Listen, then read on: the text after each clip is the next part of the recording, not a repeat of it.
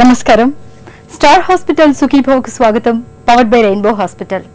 ఈ రోజు సుఖీభవలో చాప కింద నీరులా శరీరాన్ని చుట్టబెడుతూ దేహాన్ని మొత్తంగా వ్యాధుల కుంపటిలా మార్చే స్థూలకాయానికి కారణాలు, బరువును తగ్గించుకునే మార్గాల గురించిన ప్రత్యేక కథనంతో మీ ముందుకొస్తోంది నేటి సుఖీభవ. బరువు నేడు మన పాలిట గుదిబండలా మారుతోంది. హై బీపీ, గుండె జబ్బులు, షుగర్ వ్యాధి, క్యాన్సర్ విపత్తులు, ప్రమాదకరమైన ఈ ఉపద్రవాలన్నీ ప్రత్యక్షంగానో పరోక్షంగానో మన బరువుతో ముడిపడినవేనని చెబుతారు డాక్టర్లు. ఒక తీరు తెన్ను లేని ఆహారపు అలవాట్లు, శరీరానికి తగినంత శ్రమ లేకపోవడం, నిరంతరం ఒత్తిళ్లతో కూడిన జీవనం, బద్ధకపు జీవనశైలి ఇవన్నీ నేడు మనకు అధిక బరువును, స్థూలకాయాన్ని శాపాలుగా అంటగడుతున్నాయి. ప్రత్యేకించి నగరవాసులకు ఇవాళ స్థూలకాయం పెను ముప్పుగా మారుతోంది. ఈ నేపథ్యంలో స్థూలకాయానికి అడ్డుకట్ట వేసే మార్గాల గురించి ఇప్పుడు తెలుసుకుందాం.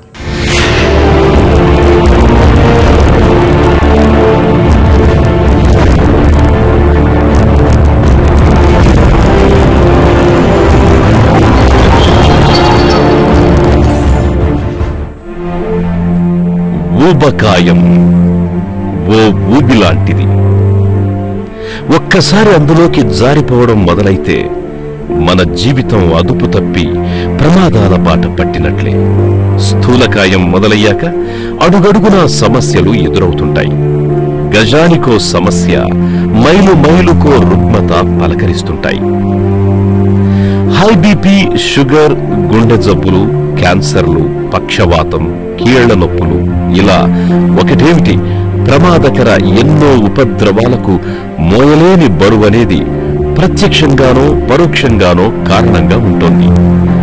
అందుకే ఊబకాయాన్ని వ్యాధుల కుంపటిగా, జబ్బులకు రాచబాటగా పరిగణిస్తున్నారు డాక్టర్లు. బద్ధకపు జీవన శైలి, ఒక తీరు తెన్ను లేని ఆహారపు అలవాట్లు, శరీరానికి ఏమాత్రం శ్రమ లేకపోవడం, ఇవన్నీ ఇవాళ మనలో చాలా మందికి స్థూలకాయాన్ని తెచ్చిపెడుతున్నాయి. ఒబేసిటీ లేదా స్థూలకాయం అనేది ఏంటంటే ఐడియల్ బాడీ వెయిట్ కన్నా 20% అధికంగా ఉన్నప్పుడు, అంటే ఈ స్థూలకాయాన్ని ఏ విధంగా కొలుస్తామంటే బాడీ మాస్ ఇండెక్స్ ఆధారంగా కొలుస్తాం. అంటే హైట్ వెయిట్ బేస్ చేసుకొని హైట్కు తగ్గట్టుగా వెయిట్ ఉన్నట్టు మనది దానికన్నా అధికంగా ఉన్నప్పుడు, అంటే 20% కన్నా ఎక్కువగా ఉన్నప్పుడు దాన్ని స్థూలకాయం అని అంటాం. మామూలుగా ఏంటంటే ఈ బాడీ మాస్ ఇండెక్స్ అనేది ఏంటంటే 25 నుంచి 29ని ఓవర్ వెయిట్ అని, 29 పైన ఉన్నదాన్ని స్థూలకాయం అని అంటాం. సో బాడీ మాస్ ఇండెక్స్ ఒకటి కొలమానం, మళ్ళీ హైట్ వెయిట్ని బేస్ చేసుకొని చెప్పటం. ఉండవలసిన దానికన్నా ఒక 20% అధికంగా ఉన్నదాన్ని స్థూలకాయం అంటాం. ఈ స్థూలకాయం ఏంటంటే స్థూలంగా 3 నుంచి 4 రకాలుగా డివైడ్ చేస్తాం. ఒకటి టైప్ 1 ఒబేసిటీ లేదా క్లాస్ 1 ఒబేసిటీ అంటారు. ఇందులో ఏంటంటే 30 నుంచి 35 వరకు BMI ఉండటం కానీ, లేదా టైప్ 2 ఒబేసిటీ అన్న దాంట్లో 35 నుంచి 39 వరకు ఉండటం కానీ, టైప్ 3 ఒబేసిటీ అంటే అబౌవ్ 40 ఉన్న వాళ్ళని సూపర్ ఒబేస్ పీపుల్ అంటారు. సో అంతకన్నా అధికంగా ఉన్న వాళ్ళని సూపర్ ఒబేస్ పీపుల్ అని అంటాం. సో స్థూలంగా ఏంటంటే 3 రకాలుగా డివైడ్ చేస్తాం. అది బాడీ మాస్ ఇండెక్స్ని ఆధారంగా చేసుకొని ఇటువంటి వెయిట్ని కొలమానంగా తీసుకొని స్థూలకాయాన్ని నిర్వచిస్తాం. ఈ స్థూలకాయంలో మళ్ళీ 2 రకాలు ఉంటాయి. కొంతమందికి ఒబేసిటీ అన్నది అంటే ఫ్యాట్ డిపోజిషన్ అన్నది పొట్ట పైన అధికంగా ఉంటే దాన్ని యాపిల్ షేప్డ్ ఒబేసిటీ అంటాం. లేదా కొంతమందికి పిరుదుల చుట్టూ అధికంగా ఉన్నదాన్ని పియర్ షేప్డ్ ఒబేసిటీ అంటాం. ఈ రెండిట్లో ఏంటంటే ఒబేసిటీకి ఉండే కాంప్లికేషన్స్ ఉన్న యాపిల్ టైప్ ఒబేసిటీ అంటే పొట్ట చుట్టూ ఉన్న ఫ్యాట్ అన్నది అధికంగా ప్రమాదకరం. ఎందుకంటే ఈ విజరల్ ఫ్యాట్ అన్నది ఎప్పుడైతే అధికంగా ఉంటుందో ఆ ఫ్యాటీ యాసిడ్స్ వల్ల అధిక విష పదార్థాల యొక్క ప్రభావాలు పడటం వల్ల కానీ, ఆ స్థూలకాయం యొక్క ప్రభావాలు బాడీ పైన ఇతర వ్యవస్థలపైన పట్టడం కానీ జరుగుతుంది. అంటే ఎప్పుడైనా కానీ కంపారిజన్ వచ్చినప్పుడు సెంట్రల్ ఒబేసిటీ లేదా విజరల్ ఫ్యాట్ ఒబేసిటీ అన్నది మోర్ డేంజరస్. మన బరువుకు సంబంధించినంత వరకు ఎత్తు బరువుల నిష్పత్తి BMI సూచి అనేది అత్యంత కీలకమైన విషయం. మన BMI 18 నుంచి 23 మధ్య ఉండాలి. అంతకుమించి ఎక్కువగా ఉన్నా లేదా తక్కువగా ఉన్నా మన ఆరోగ్యం ప్రమాదంలో పడ్డట్టే.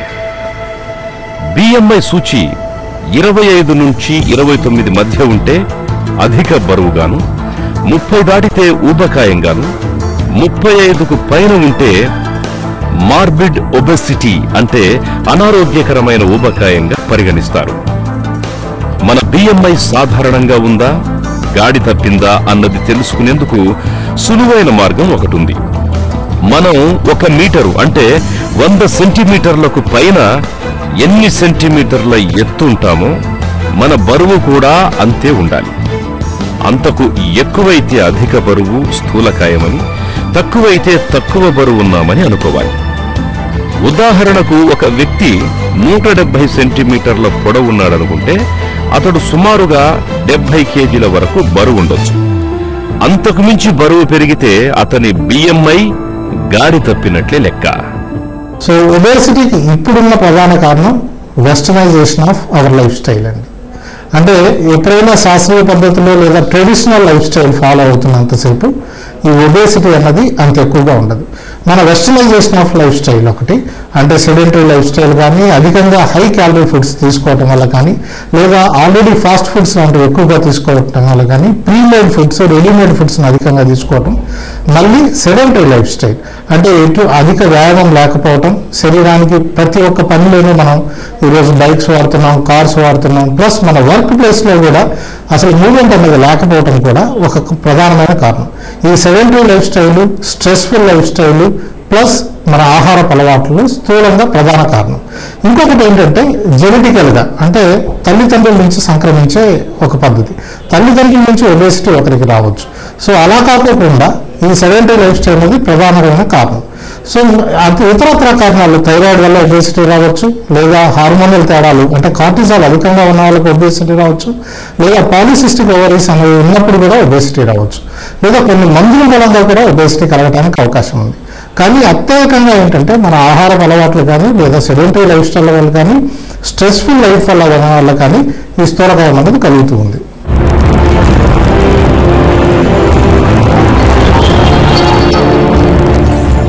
ఈ ఒబెసిటీలో కూడా అంటే ఈ ఫ్యాట్ పెరగటం కూడా 2 రకాలుగా మనం విభజించుకోవచ్చు.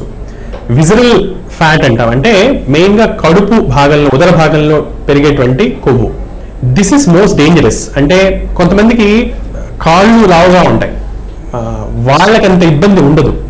కొంతమంది సన్నగా ఉంటారు కానీ కడుపు మాత్రం పెద్దగా ఉంటుంది, అంటే ఇక్కడ కొవ్వు భాగం అనేది ఎక్కువగా ఉంటుంది ఉదర భాగంలో. That is a more dangerous variety అనమాట. ఇక్కడ ఫ్యాట్ ఎంత పెరిగితే దానివల్ల డయాబెటీస్, హైపర్ టెన్షన్ వచ్చే ఛాన్సెస్ ఎక్కువ ఉంటాయి. సో మొదటిది మెటబాలిక్ ప్రాబ్లమ్స్. రెండవది స్థూలకాయం వల్ల వచ్చే ప్రాబ్లమ్స్ లో గుండెకి సంబంధించిన జబ్బులు, అంటే బీపీ రావటము, హార్ట్ అటాక్స్ రావటము, హార్ట్ ఫంక్షనింగ్ డయాస్టాలిక్ డిస్ఫంక్షన్ అనేది రావటము, ఇలాంటివి జరుగుతాయి. మూడవది శ్వాసకోశకి సంబంధించినటువంటి వ్యాధులు, అంటే వీళ్ళకి అబ్స్ట్రక్టివ్ స్లీప్ ఏపియా అంటాం. అంటే స్థూలకాయం బాగా పెరిగినప్పుడు మెడ భాగంలో కొవ్వు బాగా పెరిగి అది ఊపిరి తీసుకోవడానికి అడ్డుపడుతూ మొదట్లో బాగా గొరక రావటం, అది బాగా ముదిరిందంటే నిద్ర మాటిమాటికి లేస్తూ ఉండటం, దీనివల్ల నిద్ర డిస్టర్బ్ అవ్వటం, పొద్దునంతా పడుకోవటం, రాత్రంతా మేలుకొని ఉండటం, దానివల్ల హార్ట్ మీద సెకండరీ ఎఫెక్ట్ పడటం, అబ్స్ట్రక్టివ్ స్లీప్ ఎప్నియా సిండ్రోమ్ అంటారు. This is the next major problem. Third set of problems joints, అంటే ఎముకలు తొందరగా అరిగిపోవటం, నడుం నొప్పి, లో బ్యాక్ ఏక్, చాలా కామన్గా వచ్చే ప్రాబ్లమ్స్. డిస్క్ అనేది అరిగిపోవటము, తర్వాత కీళ్ళు, ఎముకల మధ్యలో ఉన్నటువంటి కార్టిలేజ్ అరిగిపోవటం, ఆస్టియోఆర్థరైటిస్ అంటారు, ఇలాంటి ప్రాబ్లమ్స్ రావటము. గౌట్ లాంటి ప్రాబ్లమ్స్ రావటము, అంటే కొంతమందిలో యూరిక్ యాసిడ్ అనేది పెరిగి దానివల్ల గౌట్ రావటము, ఇలాంటివన్నీ వస్తుంటాయి. కొంతమందికి సెక్షువల్ డిస్ఫంక్షన్, ఎక్సెస్ వెయిట్ వల్ల ఇలాంటి ప్రాబ్లమ్స్ రావటము. అలానే డిప్రెషన్, అంటే సైకలాజికల్గా పెరిగే వయసులో, పర్టికులర్గా చిన్నపిల్లల్లో లావుగా ఉన్నారు అందరూ అవహేళన చేయటం వల్ల వాళ్ళ మీద వాళ్ళకి కాన్ఫిడెన్స్ లేకపోవటము, సైకలాజికల్గా డిప్రెషన్లోకి వెళ్ళటము, సెడెంటరీ బిహేవియర్స్ లేదా ఇంట్రోవర్ట్ గా మారటం, ఇలాంటి ప్రాబ్లమ్స్ మెయిన్ గా వస్తుంటాయండి. వేళకు తినే అలవాటు లేనప్పుడు ఎప్పుడు పడితే అప్పుడు తినేవాళ్ళు బాగా బరువు పెరిగిపోవడం వెనుక ఆసక్తికరమైన విశేషం ఉంది. ఎప్పుడు పడితే అప్పుడు తినడం మూలంగా మన శరీరం తర్వాతి ఆహారం ఎప్పుడు వస్తుందో తెలియక తిన్న ఆహారాన్నంతా భవిష్యత్ అవసరాల కోసం కొవ్వు నిల్వలుగా మార్చేస్తుందట. అధిక బరువు, స్థూలకాయం గురించిన మరిన్ని వివరాలను ఇప్పుడు తెలుసుకుందాం.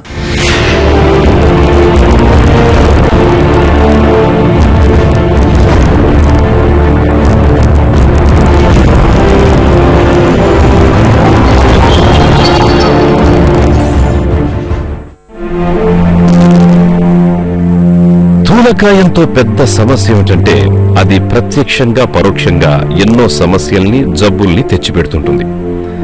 శరీర బరువు ఒక స్థాయికి మించి పెరిగిపోవడం వల్ల మన ఒంట్లోని జీవక్రియలన్నీ అస్తవ్యస్తమైపోతాయి. వివిధ అవయవాల పనితీరు కూడా అస్తవ్యస్తంగా మారుతుంది. ఫలితంగా హై బీపీ, మధుమేహం, అధిక కొలెస్ట్రాల్ వంటి రుగ్మతలెన్నో చుట్టుముట్టి పరిస్థితి చివరికి గుండెపోటు, పక్షవాతం వంటి ప్రాణాంతక సమస్యలకు దారితీస్తుంది. స్థూలకాయలకు క్యాన్సర్ల ముప్పు ఎక్కువని పలు అధ్యయనాలు హెచ్చరిస్తున్నాయి. మోకీళ్లు అరిగిపోయి నడక కష్టం కావడం, ఒంట్లో హార్మోన్ల సమతూకం దెబ్బతినడం, సంతానలేమి మొదలైన సమస్యలన్నీ స్థూలకాయంతో ముడిపడ్డవే. ఈ స్థూలకాయం యొక్క కాంప్లికేషన్స్ ఏంటంటే ప్రతి వ్యవస్థని ఎఫెక్ట్ చేస్తుందండి. మొట్టమొదటి మనం చూస్తుంటే ఈ స్థూలకాయలలో కార్డియోవాస్కులర్ డిసీజెస్ ఎక్కువ, అంటే గుండెకి సంబంధించిన వ్యాధులు అధికంగా ఉంటాయి. అంతేకాకుండా డయాబెటీస్ అధికంగా ఉండటం కానీ, హైపర్ టెన్షన్ అధికంగా ఉండటం కానీ, స్ట్రోక్ అధికంగా రావటం కానీ, లేదా కొన్ని రకాల క్యాన్సర్లు, ఎండోమెట్రియల్ క్యాన్సర్ అంటాం, గర్భాశయ క్యాన్సర్లు, ఇంకొకటి ఏంటంటే ప్యాంక్రియాస్కు సంబంధించిన క్యాన్సర్, జీర్ణకోశకు సంబంధించిన క్యాన్సర్లు కూడా అధికంగా ఉంటాయి. అంతేకాకుండా వీళ్ళ జీవితకాల పరిమాణం అంటే లైఫ్ ఎక్స్పెక్టెన్సీ ఏంటంటే మామూలు వాళ్ళకన్నా స్థూలకాయల్లో 10 సంవత్సరాలు తక్కువగా ఉంటుంది. అందుకని లైఫ్ ఎక్స్పెక్టెన్సీ కూడా తగ్గిపోతుంది. ప్రతి వ్యవస్థలోనూ దీని యొక్క ప్రభావాలు అనేవి పడతాయి.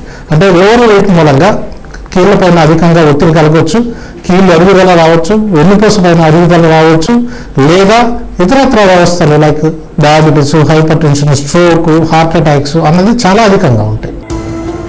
మన సమాజం సంపన్నమవుతున్న కొద్దీ ఆ సంపదనంతా డైనింగ్ టేబుల్ మీద చూపించడం మనలో చాలా మందికి అలవాటుగా మారుతోంది. రోజూ రకరకాల పదార్థాల్ని వండించుకొని వాటన్నింటినీ అందంగా పేర్చుకొని తినడం, తరచుగా హోటళ్లకి, పార్టీలకు వెళ్లడం ఇవాళ ఎక్కువగా చూస్తున్నాం. దీనివల్ల అవసరమైన దానికంటే ఎక్కువ క్యాలరీల ఆహారం తీసుకుంటూ క్రమేపీ ఊబకాయంలోకి జారిపోతున్నాం. తినడానికి తగినంత ఉన్నంత మాత్రాన అంతా తినేస్తామంటే అనారోగ్యాన్ని కొని తెచ్చుకోవడమే అవుతుంది. కాబట్టి తినే ఆహారం విషయంలో అప్రమత్తంగా ఉండాలి. తిన్న ఆహారాన్ని ఖర్చు పెట్టడం అంటే శారీరక శ్రమ తగినంతగా ఉండేలా చూసుకోవడం. ఈ రెండింటి విషయంలో జాగ్రత్త పడితే స్థూలకాయాన్ని దరిచేరకుండా చూసుకోవచ్చు. మొట్టమొదటి ప్రతి ఒక్కరికి డైట్ డిసిప్లిన్ అనేది ఫస్ట్ ఇంపార్టెంట్. మనం తీసుకునే ఆహారంలో క్యాలరీస్ తక్కువగా తీసుకోవటం, లేదా సరైన వ్యాయామం అనేది ఉండేటట్టు చూసుకోవటం అనేది ముఖ్యమైనది. ఫస్ట్ సరైన డైటు, సరైన వ్యాయామం అనేది ప్రధానమైన ట్రీట్మెంట్. ఒకవేళ వాటికి లొంగని పక్షంలో కొన్ని మందులు వాడవచ్చు. ముఖ్యంగా అంటే ఒకవేళ థైరాయిడ్ వ్యాధి ఉన్నా, పాలిసిస్టిక్ ఓవరీస్ ఉన్నా, లేదా ఏదైనా ఇన్సులిన్ రెసిస్టెన్స్ సిండ్రోమ్ ఉన్నా, లేదా ఇతరత్ర వ్యాధులు ఉన్నా దానికి తగ్గట్టు ట్రీట్మెంట్ అనేది తీసుకోవాల్సి ఉంటుంది. ఒకవేళ వీటికి కూడా లొంగని పక్షంలో కొన్ని ఆర్లిస్టాటిన్ అంటాం, అంటే ఈ కొవ్వును అబ్జార్బ్ చేయకోకుండా చేసే కొన్ని మెడికల్ మందులు అనేవి వాడతాం. వీటి వల్ల ఏంటంటే మనం తీసుకున్న ఆహారంలో ఉన్న ఫ్యాట్ అనేది అబ్జార్బ్ కాకపోవడం వల్ల వెయిట్ లాస్ రావడానికి అవకాశం ఉంది. అయితే ఇవి చాలా కాలం దీర్ఘకాలంగా వాడాల్సి ఉంటుంది. తద్వారా కొన్ని సైడ్ ఎఫెక్ట్స్ కూడా వచ్చే అవకాశాలు ఉన్నాయి. కానీ ఇతరత్ర మందులు ఇప్పుడు ఎక్కువగా వాడట్లేదు. కేవలం ఆర్లిస్టాటిన్ అన్న మందు మాత్రం ప్రముఖంగా వాడుతున్నారు. దానివల్ల తక్కువ సైడ్ ఎఫెక్ట్స్ ఉంటాయి, అయితే దీర్ఘకాలంగా వాడాల్సిన అవసరం ఉంటుంది. అదే పాలిసిస్టిక్ ఓవరీస్ కానీ, లేదా ఇన్సులిన్ రెసిస్టెన్స్ సిండ్రోమ్ కానీ ఇటువంటి ఉన్న వాళ్ళకి మెట్ఫార్మిన్ అనే మందు కూడా వాడటానికి అవకాశం ఉంది. దీని ద్వారా డైట్ నియమాలు కానీ, లేదా మందుల ద్వారా కానీ కొంతవరకు వెయిట్ అనేది తగ్గడానికి అవకాశం ఉంది. అంతేకాకుండా ముఖ్యంగా మనం తెలుసుకోవాల్సింది ఏంటంటే ఎంతో కొంత వెయిట్ తగ్గడం అనేది శరీరానికి ఎంతో అవసరం. అంటే కనీసం 3 నుంచి 5 కేజీలు తగ్గడం వల్ల అనేకమైన బెనిఫిట్స్ అనేది కలగడానికి అవకాశం ఉంది. అందుకని కొంత వెయిట్ తగ్గిన ఆ బాడీ యొక్క లక్షణాల్లో చాలా మార్పులు వస్తాయి. అంటే దీర్ఘకాలిక వ్యాధులు రావడానికి తక్కువ అవకాశాలనే ఉంటాయి. అందుకని వెయిట్ తగ్గడం అనేది ప్రధానమైన గోల్. ఆహారంలో తగిన జాగ్రత్తలు తీసుకున్నా, నిత్యం వ్యాయామం చేస్తున్నా బరువు తగ్గని వారికి ఆధునిక వైద్యంలో మెట్ఫార్మిన్, ఆర్టిస్టాట్ వంటి మందుల్ని వాడటంతో పాటు పొట్టకు కుట్టు వేసే చక్కటి బేరియాట్రిక్ సర్జరీలు కూడా ఇవాళ మనకు అందుబాటులో ఉన్నాయి. మందులు, సర్జరీల సాయంతో అధిక బరువు, స్థూలకాయానికి ఎలా అడ్డుకట్ట వేయచ్చో ఇప్పుడు తెలుసుకుందాం.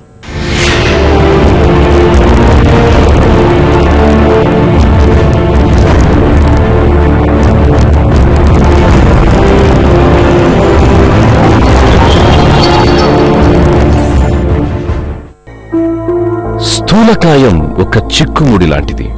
ఒక్కసారి స్థూలకాయం బారిన పడితే అది అనేక సమస్యల్ని సృష్టిస్తూ ఒక విప్పలేని చిక్కుముడిలా తయారవుతుంది. ఆ తర్వాత డైటింగ్ పేరు మీద లెక్కలేనన్ని విఫల ప్రయోగాలు చేస్తుంటాం. వ్యాయామాలకు కూడా ప్రయత్నిస్తాం. ఇక టాబ్లెట్ లాంటివి కూడా వాడుతుంటారు.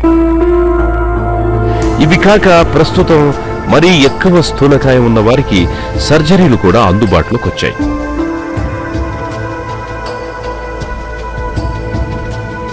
నిజానికి ఆహారం, వ్యాయామం అన్నవే ప్రధానంగా స్థూలకాయాన్ని నియంత్రించే మార్గాలు. ఆహారం, వ్యాయామం విషయాల్లో గట్టి సంకల్పంతో కృషి చేస్తే బరువును తగ్గించుకోవడం పెద్ద కష్టమేమి కాదు. ఒక్కసారి మెడికల్ మేనేజ్మెంట్ అన్నది ఫెయిల్యూర్ ఉన్నా లేదా డైట్, ఎక్సర్సైజ్ ద్వారా వాళ్ళు సరైన వెయిట్ రిడక్షన్ రాకపోయినా ఈ క్లాస్ 1 ఒబేసిటీ వాళ్ళకి అంటే 30 నుంచి 35 వరకు BMI ఉన్న వాళ్ళకి ఇతరత్ర వ్యాధులు ఉన్న లేక షుగర్, బీపీ లేదా ఇతరత్ర వ్యవస్థలకు సంబంధించిన వ్యాధులు ఉన్నప్పుడు ఆపరేషన్ అనేది ఒక ఉపయోగకరమైన అంశం. రెండోది BMI 35 దాటి 40 దాటి ఉన్న వాళ్ళకి మాత్రం ఖచ్చితంగా ఆపరేషన్ అనేది ఉపయోగపడుతుంది. సర్జికల్ ఆప్షన్స్ ముఖ్యంగా ఏంటంటే BMI 40 దాటి ఎటువంటి వ్యాధులు లేని వాళ్ళకి సర్జికల్ ఆప్షన్ అనేది ఒక ఆప్షన్, లేదా BMI 35 లేదా ఇతరత్ర వ్యాధులు ఉన్న వాళ్ళకి సర్జికల్ ఆప్షన్ అనేది కన్సిడర్ చేస్తాం. ముఖ్యంగా ఏంటంటే 35 దాటి డయాబెటీస్ అనేది అన్కంట్రోలబుల్గా ఉన్న అంటే దీర్ఘకాలికమైన డయాబెటీస్ కాకోకుండా లేదా డయాబెటీస్ యొక్క కాంప్లికేషన్స్ అధికంగా ఉన్న వాళ్ళకి ఏంటంటే ఈ సర్జరీ వల్ల అధికంగా ఉపయోగం కలగడానికి అవకాశం ఉంది. అలాగే BMI 40 దాటిన వాళ్ళకు కూడా ఈ సర్జికల్ ఆప్షన్స్ అనేవి మంచివి. ఇందులో 3 రకాల సర్జరీస్ ఉన్నాయి. గ్యాస్ట్రిక్ బ్యాండింగ్ అని, స్లీవ్ గ్యాస్ట్రిక్టమీ అని, ప్లస్ గ్యాస్ట్రిక్ బైపాస్ అని, ఈ మధ్య కాలంలో మినీ గ్యాస్ట్రిక్ బైపాస్ అని, ఇవన్నీ ప్రముఖంగా ఉపయోగంలోకి వచ్చాయి. ముఖ్యంగా ఏంటంటే స్లీవ్ గ్యాస్ట్రిక్టమీ, గ్యాస్ట్రిక్ బైపాస్ అనేది ప్రముఖంగా వాడబడుతుంది. వీటి మూలంగా ఏంటంటే బాడీలో ఉన్న 60 నుంచి 80% ఉన్న అధిక బరువును తగ్గించుకోవడమే కాకుండా 60 నుంచి 80% మందిలో డయాబెటీస్, హైపర్ టెన్షన్ రిజల్యూషన్ రావడానికి అంటే తగ్గుమొహం పట్టడానికి చాలా అవకాశం ఉంది.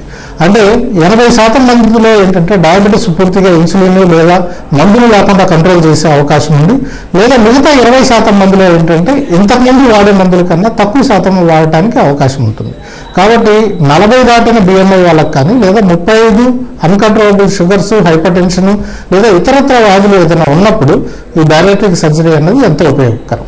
ఒబేసిటీ రావడానికి మెయిన్ కారణం అధికంగా ఉన్న క్యాలరీస్ ఉన్న ఆహారం తీసుకోవటం, రెండోది మన sedentary life style, stressful life style. So ఈ మూడింటిని ప్రధానంగా మనం కాన్సన్ట్రేట్ చేయాలి. ఫస్ట్ మన ఆహారంలో నియమాలను పాటించుకోవాలి. రెండోది వచ్చి క్యాలరీ తక్కువగా ఉన్న ఫుడ్స్ని తీసుకోవటం, ఫ్యాట్స్ తక్కువగా ఉన్న ఫుడ్స్ని తీసుకోవటం, ఎక్కువగా బయట తినకోకుండా అవాయిడ్ చేయటం, రెడీమేడ్ ఫుడ్స్ లేదా ఫాస్ట్ ఫుడ్స్ని బాగా తగ్గించుకోవటం అనేది ముఖ్యమైన అంశాలు.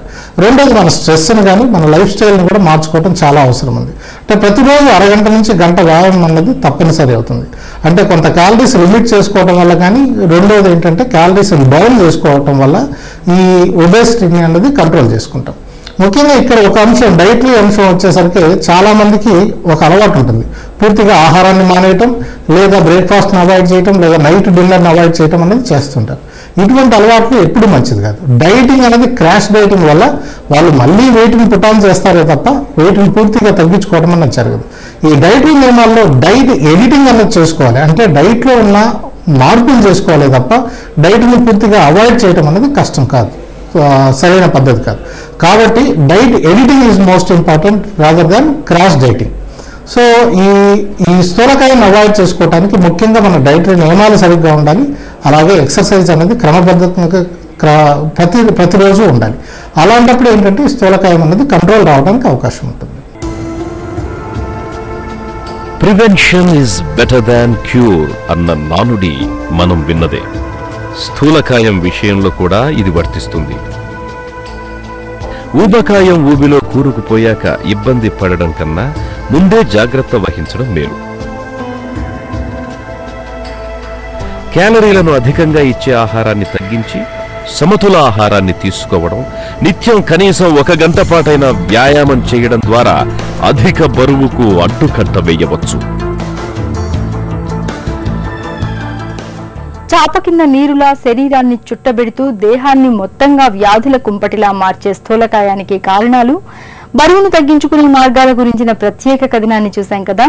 తిరిగి రేపటి సుఖీభావలో కలుసుకుందాం. సుఖీభావ కార్యక్రమానికి సంబంధించి మీ విలువైన సూచనలు, సలహాల్ని వెంటనే మాకు రాయండి. మా చిరునామా Sukhibhava, ETV, Ramoji film city, Hyderabad 501512 లేదా sukhibhava@etv.co.in కు ఈమెయిల్ చేయండి.